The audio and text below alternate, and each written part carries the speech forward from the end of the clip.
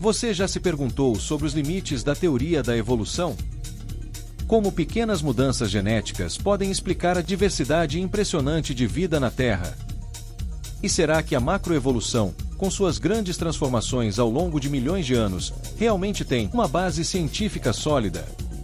Bem-vindos a mais um vídeo provocativo aqui no canal, onde exploraremos um debate fundamental na biologia evolutiva: microevolução versus macroevolução.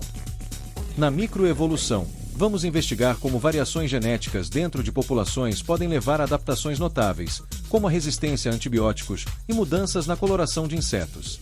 Mas, será que essas pequenas mudanças podem realmente acumular-se ao ponto de criar novas espécies e complexidades biológicas vistas na natureza? Vamos examinar criticamente esses conceitos, questionando se a macroevolução é realmente uma continuação natural da microevolução, ou se há limitações fundamentais que ainda precisam ser explicadas. Prepare-se para uma análise profunda e provocativa sobre os mistérios da evolução biológica.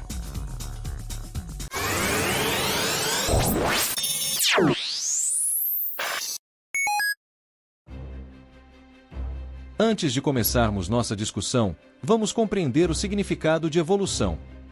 Em termos gerais, evolução é o processo pelo qual ocorrem mudanças ou transformações nos seres vivos ao longo do tempo. Muitos erroneamente acreditam que Charles Darwin foi o pai do conceito da evolução, ou o primeiro a propor sobre a evolução das espécies. Na verdade, é possível encontrar sugestões da ideia evolucionista, já nos monumentos gregos, babilônicos e egípcios da antiguidade. 4 séculos antes do nascimento de Cristo, o filósofo grego Empédocles postulou que o universo estava em estado de desenvolvimento gradual, afetando tanto a seres vivos quanto a matéria inanimada. Acreditando numa espécie de naturalismo pré-socrático, o filósofo esboçou o que podemos citar como sendo os primeiros passos rumo ao futuro pensamento teórico evolucionista. Sobrevivente é aquele que está melhor capacitado. E isto foi aproximadamente 2460 anos antes de Darwin. Cabe aqui um esclarecimento. Até hoje, o conceito de espécie é bastante complexo entre os biólogos e naturalistas. Pode parecer simples, mas não é. A princípio, um pardal é diferente de um cachorro, e um gato é diferente de um peixe. Por isso, dizemos que são de espécies diferentes. Mas, quando a diferença é entre um urso polar e o urso pardo, a coisa se torna mais complicada. Como diferenciar então um pinguim real de um pinguim imperador? Um lince canadense de um lince europeu? Seriam esses animais da mesma espécie, do mesmo gênero, ou apenas da mesma família? O conceito de espécie mais comumente aceito entre a comunidade científica é o conceito biológico, definido por Ernest Mayr e Theodosius Dobzhansky. Este conceito define que uma espécie é constituída por grupos de populações naturais, compostos de indivíduos que se reproduzem entre si, produzem descendência fértil, e estão reprodutivamente isolados de outros grupos semelhantes. Isso é chamado de isolamento reprodutivo. De acordo com este conceito, o lince canadense e o lince europeu, por exemplo, seriam espécies diferentes de um mesmo gênero, o lynx. Até a segunda metade do século XVIII, a maioria das pessoas acreditava na teoria do fixismo. Segundo esta teoria, as espécies, uma vez surgidas, se mantiveram inalteradas ao longo do tempo. O interessante é que esta teoria foi derivada de uma interpretação errônea do livro de Gênesis, no qual a Bíblia Sagrada afirma que, quando Deus criou cada animal, o fez segundo a sua espécie. Para eles, isso significava que todas as espécies de animais foram criadas prontas. Sendo assim, qualquer ideia de que um urso original, cuja espécie se adaptou fazendo surgir novas espécies de urso, como o panda e o polar, seria contrária ao livro de Gênesis. A hipótese fixista é hoje descartada pela maioria dos especialistas em biologia no mundo inteiro. No começo do século XIX, alguns especialistas passaram a defender a ideia de uma hipótese evolucionista ou transformista, que considera as espécies atuais como resultado de lentas e sucessivas transformações, sofridas ao longo de suas gerações. Em 1809, surgiu o lamarckismo. O biólogo francês Jean-Baptiste Lamarck propôs que as mudanças aconteciam por sucessivas transformações nos órgãos, e que estas transformações ocorriam por meio do uso e do desuso de tal órgão. O uso constante se daria por necessidade do indivíduo de adaptar-se ao meio ambiente. Lamarck também afirmava que era possível a transmissão das características adquiridas. No entanto, essa visão não se sustenta quando confrontada com as evidências atuais. Em 1859, surgiu o darwinismo. Charles Darwin é famoso por sua teoria da seleção natural. Ele argumentou que as espécies compartilham um ancestral comum e que os indivíduos com características mais favoráveis têm maior probabilidade de passá-las para a próxima geração. Com o tempo, essas características se acumulam na população, tornando-a mais adaptada ao ambiente. Atualmente, a teoria evolucionista mais aceita é o neodarwinismo, também chamado de teoria sintética da evolução. Pode ser definida resumidamente como uma interpretação do darwinismo, com base nos conhecimentos obtidos com o avanço das pesquisas científicas, principalmente no campo da genética.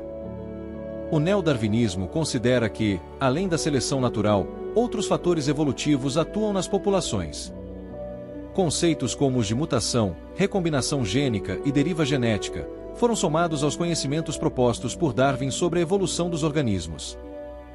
No entanto, será que todos os aspectos da teoria evolucionista são realmente baseados em evidências científicas? Como mencionamos anteriormente, evolução é uma palavra muito abrangente que, de forma bem resumida, significa mudança. E como toda mudança, pode ocorrer em níveis diferentes. Por isso, surgiram os termos microevolução e macroevolução. Esses termos foram criados em 1927 por um entomólogo russo chamado Yuri Filipchenko, com o intuito de ligar os conceitos criados por Darwin e por Mendel. Porém, com o passar do tempo, outros pesquisadores utilizaram o mesmo termo para descrever outros processos. Basicamente, a microevolução refere-se a mudanças evolutivas dentro de uma mesma espécie ou população, em um curto período de tempo. Ela ocorre em escala menor e envolve processos como mutação, recombinação, migração, deriva genética e seleção natural. Em resumo, a microevolução é composta dos pequenos ajustes que ocorrem em uma família ao longo das gerações. Os filhos herdam características dos pais, mas ainda são da mesma espécie. Um dos exemplos mais conhecidos é a resistência de bactérias a antibióticos. Imagine um grupo de bactérias expostas repetidamente a um antibiótico. Algumas delas possuem resistência ao antibiótico. Com o tempo, essas bactérias resistentes sobrevivem e se reproduzem, passando suas características para a próxima geração. O resultado é uma população de bactérias mais resistente ao antibiótico. Por outro lado, quando falamos de macroevolução, estamos lidando com grandes mudanças que teriam levado à formação de novas espécies, ou até mesmo a grupos taxonômicos superiores, como gêneros, famílias, ordens e classes. Um exemplo frequentemente citado de macroevolução seria a origem das aves a partir dos dinossauros. Um suposto processo lento e gradual, que teria levado pequenas criaturas com penas a se transformarem em pássaros voadores. Com relação à microevolução, não há problemas. A proposta de Darwin de que mudanças muito pequenas poderiam ocorrer na natureza foi um grande avanço conceitual. A observação da realidade dessas mudanças foi uma prova muito gratificante de sua intuição. Nas Ilhas Galápagos, Darwin encontrou 14 subespécies de pássaros tentilhões. O isolamento geográfico tinha favorecido a estabilização de diferenças nos bicos das aves, de acordo com o ambiente de cada ilha. Um exemplo claro de microevolução. Outro exemplo de microevolução ocorre com os ursos. Tanto os ursos polares, como os ursos pardos, têm um ancestral urso comum. Porém, os descendentes deste ancestral comum que tinham características mais adequadas ao ambiente ártico, tiveram maior sucesso reprodutivo. E, após algumas gerações, surgiram os ursos polares. O que há de comum em todos esses exemplos? Os tentilhões continuam sendo tentilhões. Os ursos continuam sendo ursos, e as bactérias continuam sendo bactérias. Com relação à macroevolução, será que temos a mesma abundância de evidências científicas? A transição evolutiva dos peixes para os anfíbios é frequentemente vista como um dos grandes desafios para a teoria da evolução. Esta transformação envolveria a adaptação de estruturas complexas como brânquias para pulmões funcionais, a modificação dos membros para suportar o peso fora da água e a evolução de uma pele mais resistente à perda de umidade.